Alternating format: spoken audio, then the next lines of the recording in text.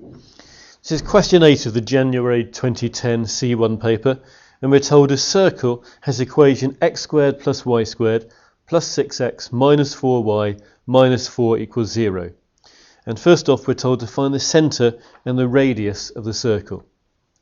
If you group your x bits together, I've got an x squared and a plus 6x, and the y bits together, I've got a y squared and a minus 4y. I mustn't forget that minus 4 there equals 0. The first bit is a bit like the completing the square, in that you now look at what half of that is. Half of the number in front of the x is a plus 3. Half of plus 6 is plus 3. So I'm going to look at that. Over here, in front of my y, I've got a minus 4, and half of minus 4 is minus 2. So I'm also going to be looking at that, those two things. Now if I multiply this out, this x plus 3 all squared is x plus 3 times by x plus 3, which is x squared plus 6x plus 9. So I've got an extra 9 here that I didn't want. So up here I need to take 9 off to compensate for the extra 9 which I've introduced.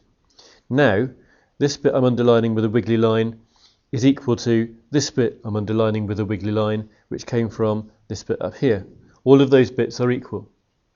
Now I need to do the same thing over here. This y minus 2 all squared is y minus 2 times y minus 2. When I multiply that out, I'll get y squared minus 4y plus 4. Now I wanted y squared minus 4y. I didn't want that plus 4.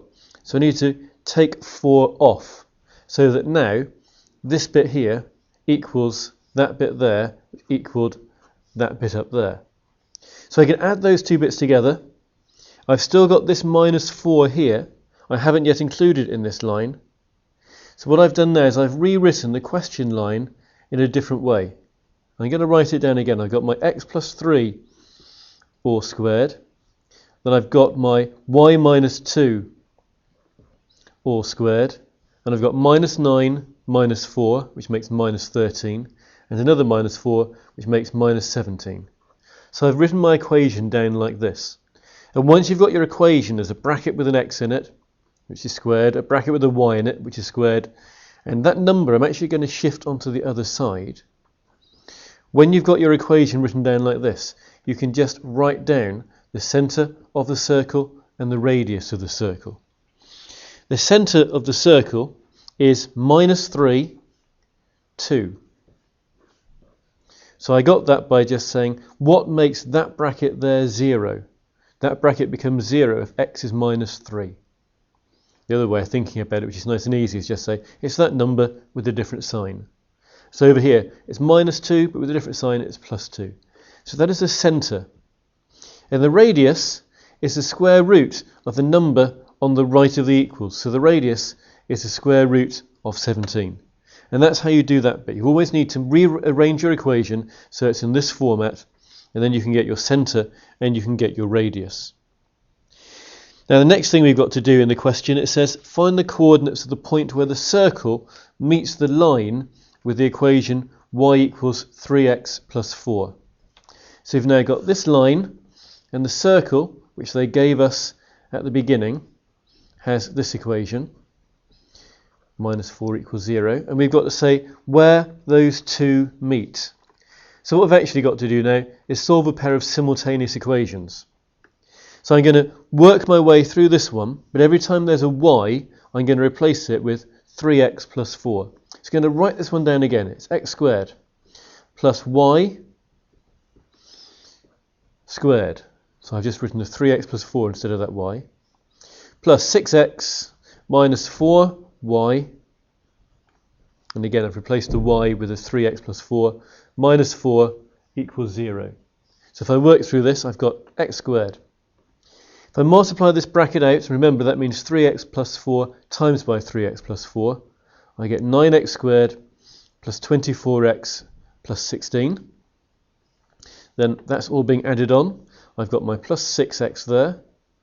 If I multiply this out, I get minus 12x minus 16, and then minus 4 equals 0. Lots of bits here, but I can combine them together.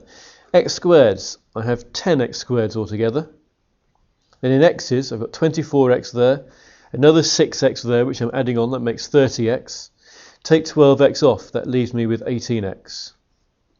And the numbers, 16 minus 16 is nothing, and I've got my minus 4. And I end up with the quadratic equation. Because 2 goes in each of these numbers, I can divide the whole thing through by 2. What I'm really doing is I'm also dividing the 0 by 2 as well, but it doesn't change it. And now I hope that this will go into 2 sets of brackets. That makes it easy, otherwise I'll have to use the quadratic formula. So what do I multiply together to get 5x squared? Well, it's got to be 5x and x. And numbers that multiply together to get 2 are going to be 2 and 1. Now if I put the 2 here and the 1 here, when I times those two together I will get 10. When I times those two together I will get 1. And if I have a plus 10 and a minus 1, I will get 9.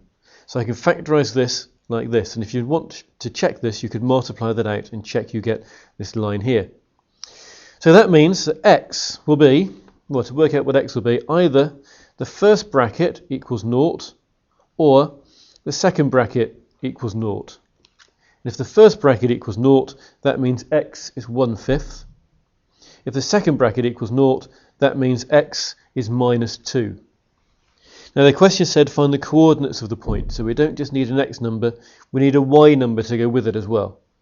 But if we use the fact that we're told in the question y equals 3x plus 4, then when x is a fifth, this will be 3 lots of a fifth plus 4. So 4 and 3/5. So that's one answer. And then over here, when x is minus 2, this will be 3 lots of minus 2, which is minus 6. Minus 6 plus 4, that is also minus 2. So the coordinates will be 1/5, 4 and 3/5, and minus 2, minus 2. And those coordinates are the final answer for that question.